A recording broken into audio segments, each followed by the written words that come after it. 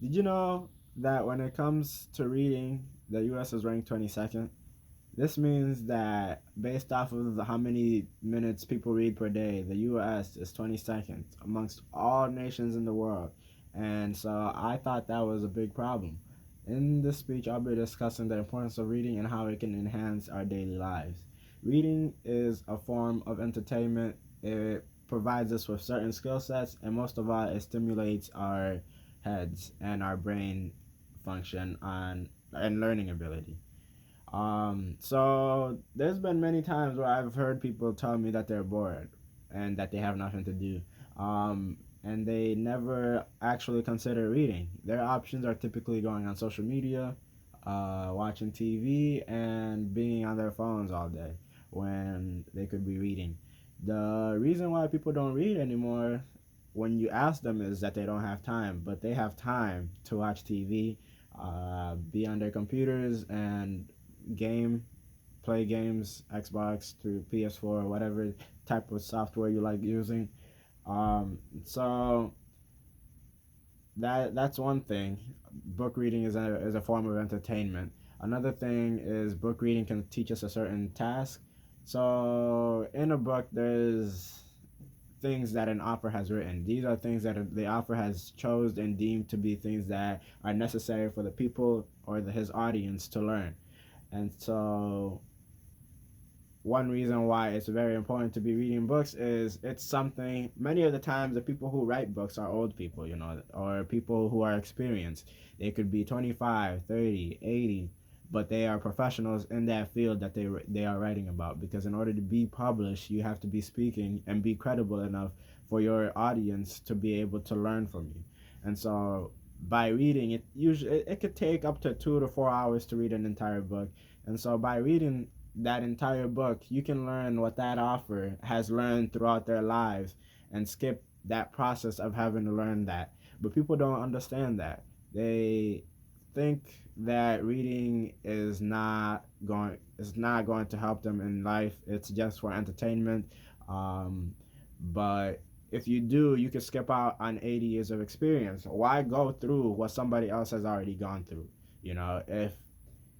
If I know that John is successful, he's a multimillionaire, and now he is writing a book telling me how to make those millions of dollars. Am I not going to read it? Yes, I'm going to read it. But guess what? There's tons of books out there that are exactly like that, and people don't read them. For what reason? I don't know. Maybe they're not knowledgeable enough about them, but those books are out there. It helps you in the fact that you could read multiple books and get a certain skill set from each type of book. So I remember back in high school, back in middle school, whenever kids were asked, they'd be like, or about classwork, they would ask the teacher how it would pertain to their life and how they would be able to use this. Yes, there are certain books that you might not be able to use in life. In the case of, let's say, fiction, those books still stimulate your mind and imaginative ability, which we need as humans. We need to be imaginative, but at the same time, they don't teach you the actual skill sets that you need. So there's things that are called self-help books that you could read. Those are very precise on what you could do in your daily life to enhance yourself and becoming a better you. These books include books like how to become a successful person, how to gain friends and influence people, things that you need all in your daily life. Some people have trouble public speaking. Some people have trouble talking to others. How to Win Friends and Influence People is a great book that you could read. It teaches you that you need to be able to ask open-ended questions rather than closed-ended questions and stimulate conversation. It teaches you things such as how you should word your choices, how you should be understanding what people are communicating to you in order to reply. People people nowadays only listen to reply instead of listening to understand. And when you listen to understand, you're able to stimulate growth, and that open-mindedness helps. And so you could get this from a book. You could also get things like, there's other books like how I how I raised myself up from a success to a failure. Books like those, they talk to you about your mentality and how it is vital that you wake up every morning with a positive mindset. As soon as something negative gets into your head, your day is gonna go bad. It shows like there's evidence that negative thinking creates negative outcomes. There'll be times, for instance, you might have a negative situation that arises in your day, and instead of finding a positive outcome from it, like, oh yeah, like say a car accident, you could, if there was a car accident, instead of saying, oh my goodness, why did that happen? That person sucks at driving, or I suck at driving. You could look at that situation and be grateful, be humble about it. Oh, I made it out alive. I am thankful that I made it out alive with this car situation. Instead of now acclimating the situation into making it worse, thinking about what the insurance is going to do, how you're going to pay for this, how you're going to do that. But when you're calm and set and think about the positives, you make your whole life a positive situation. So this all comes from reading books.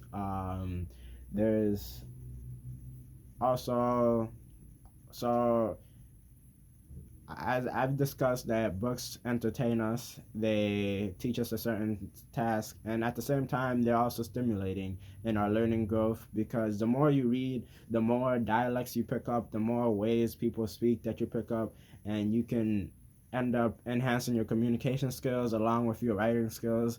Um, I'm a writer. I work at the Writing Center. I believe that the more books that you read, the better you are as a writer. You're able to just speak phonetically, and you easily enunciate what you want to say, your message, because you have seen what other people have, how other people have displayed their message, and so now you mix all those ways that they created to send their message and create your own message.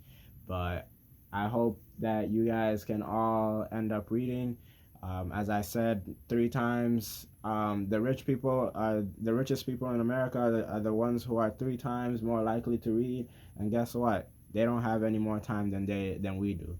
They just know how to manage their time wisely. They're able to read books because they know that it's going to enhance them and make them better. That make their businesses better, make their organizations better. Whereas the average American who is working a 9 to 5 is too busy worrying about working full time instead of actually growing, that they get stuck in that mindset to work that 9 to 5 every single day at a repeated process that gets tiring over a repeated amount of time.